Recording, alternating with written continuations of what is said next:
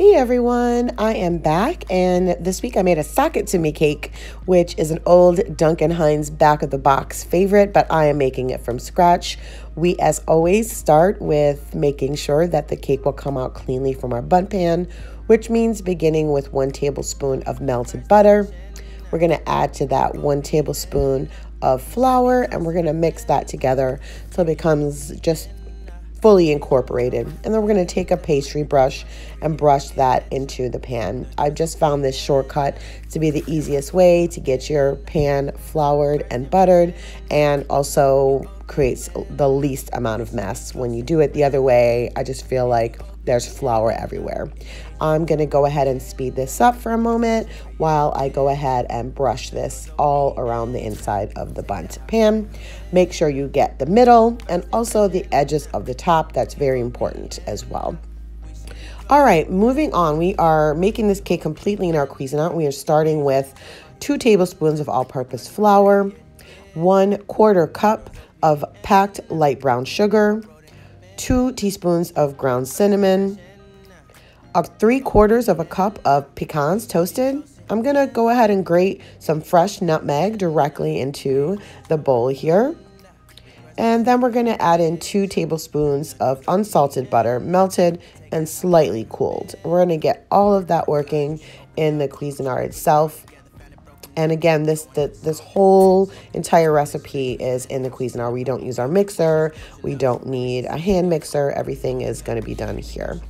We're going to go ahead and close that lid. And then we're going to go ahead and pulse until this comes together into a finely ground streusel. And this is going to go in the middle of our cake. We'll show you that a little bit later, but this is the good cinnamony, nutty middle of this really wonderful cake. I will tell you that it disappeared very quickly here in the house.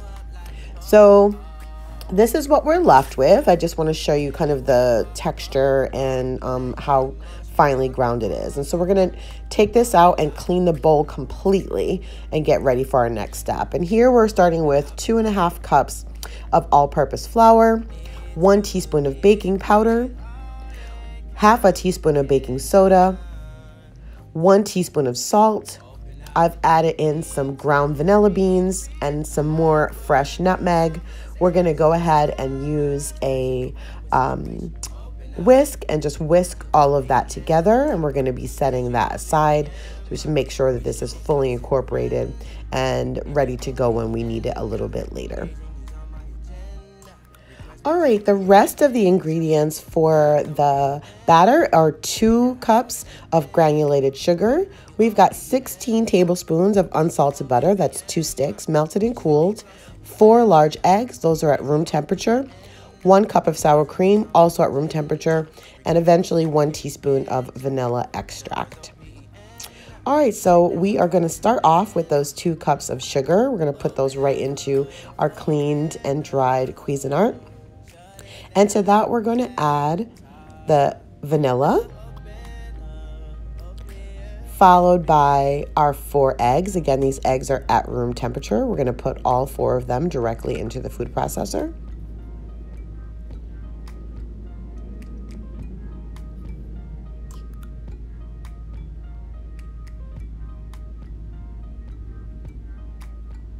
Next up, we're going to add our sour cream, and we want to make sure that we just use a spoon or spatula to get all of that into the Cuisinart. We don't want to lose any of that.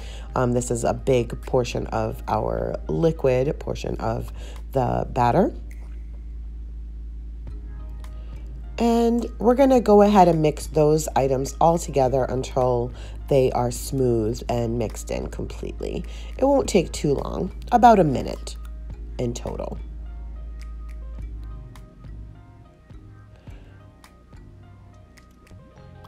And I really like this recipe because, again, it's like not a lot of stuff to clean. It comes together really quickly. And for the most part, these are items that I would have in the house anyways. I think the only thing I had to buy was the sour cream. Everything else was already in my pantry ready to go. And it is definitely something that wows folks. It's great to take to a potluck or to a dinner party that you're going to if you're asked to bring a dessert. All right, so we've got all of that mixed in now. And we're going to go ahead and put this on low. We're going to keep it moving, but we're going to add the butter slowly. So we're going to just go ahead and add that slowly in while the mixer's on.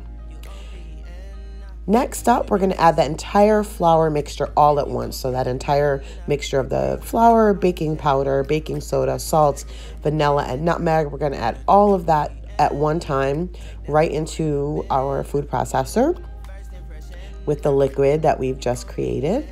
And again, this is just one more piece of evidence of how easy this recipe is to accomplish and how little mess you have to make. We're going to turn this back on and we're going to pulse this until it's just combined. So we just want this to come together. My favorite thing when that flour gets added is you don't notice the vanilla beans at first, but slowly they appear in the batter. And so we've got everything mixed in pretty much. I'm just gonna turn this through with a spatula really quickly, and then we're gonna transfer it into a measuring cup. All right, so we're ready to assemble our cake. As I said, I moved our batter into a measuring cup. And what's gonna happen is we're gonna start with half of the batter directly into our bundt pan. We're gonna follow that up with all of our streusel. We're gonna do a nice layer of the streusel. And then we're gonna come back with the last half of the batter and top that on the top of the streusel. So we've got a middle layer, and here we go. I love the way this cake comes together. It's so pretty, and again, just so much flavor packed into the middle of that streusel layer. So it's really good, simple, clean flavors that are award-winning. All right, we're gonna bake this in the oven at 350 degrees for about 50 to 60 minutes. And here our cake has come out. I'm going to go ahead and use my cake tester. You could also use a toothpick and just make sure there aren't any crumbs that are stuck to it and make sure that it is good to go. And we're going to cool the cake for 20 minutes. While it's cooling, we're going to go ahead and make our glaze, which is 1 1/4 cups of confectioner's sugar, a teaspoon of vanilla extract. I'm going to go ahead and add that right in. And 1 1/2 tablespoons of milk. You can use whole or low fat. I use whole here. Now, this is just what we're going to start with, and then we need to get to a specific consistency so that this glaze works really well on top of the cake. So we'll start with that 1 1/2 tablespoons of milk, knowing that we are definitely going to add some more. So we get that going, and you'll see that it's definitely way too thick to spread or to pour over the cake. And so we're going to come back in and add some more milk, and just do that in very small increments, maybe 1/4 to 1/2 teaspoon of milk at a time.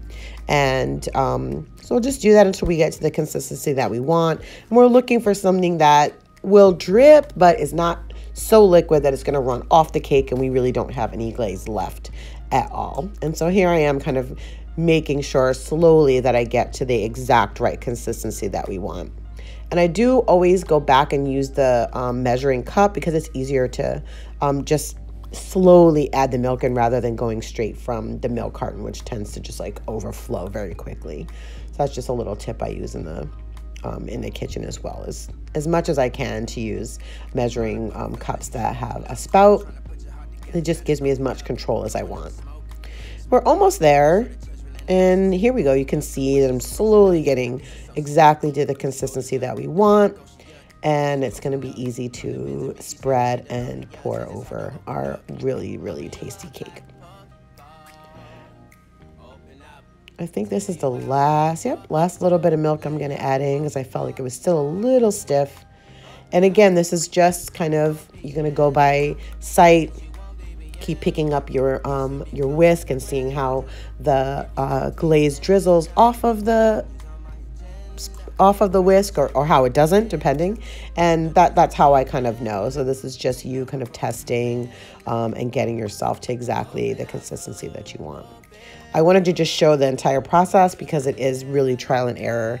And if you go too far, just add a little bit more confectioner's sugar in. So you can never go wrong. But here, this is where I want to be. So we're going to go ahead and pour the glaze all over our wonderful cake.